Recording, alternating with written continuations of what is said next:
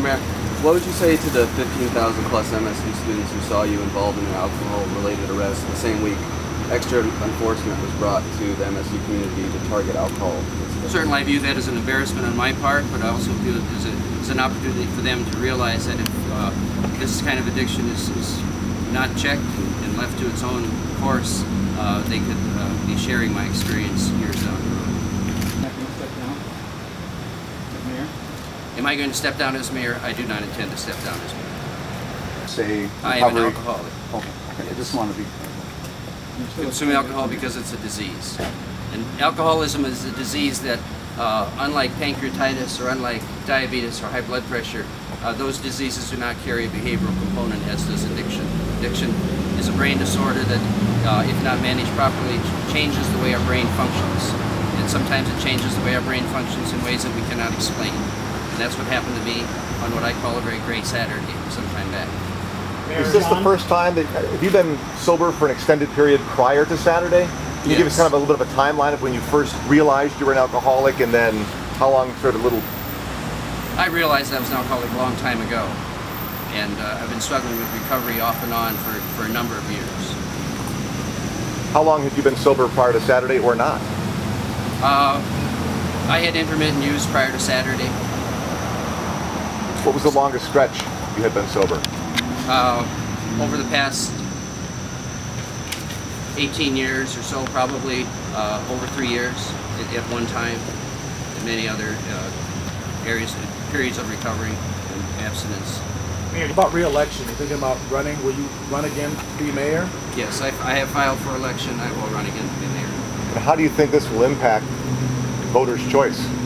It'll impact the voters' choice in terms of how the voters view me as a human being. They believe that I'm sincere in what I'm saying today, and I would hope that they do. I think that the election will be very favorable. It's an elective process, and that's the nice thing. Voters will be able to make a decision as to whether they want me to continue as mayor or not, and I will listen to the people. But I take this very seriously, and I will move forward and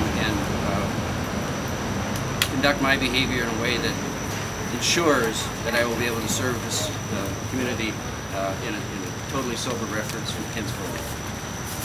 John, you plan to plead not guilty?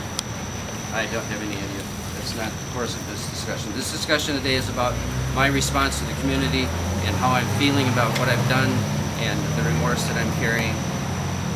That'll be a discussion for another time. For those of us who are not familiar, how is are you connected to the Waseca incident? The Waseca incident. The murders down there. Yes. Your attorney. Yes. My stepdaughters, my son-in-law and my grandson was murdered over 3 years ago. And my son died last November. Did you begin drinking after the Waseca murders? There was some drinking involved then, yes. Okay. John, we heard that the first fender bender caused you to miss the first flight.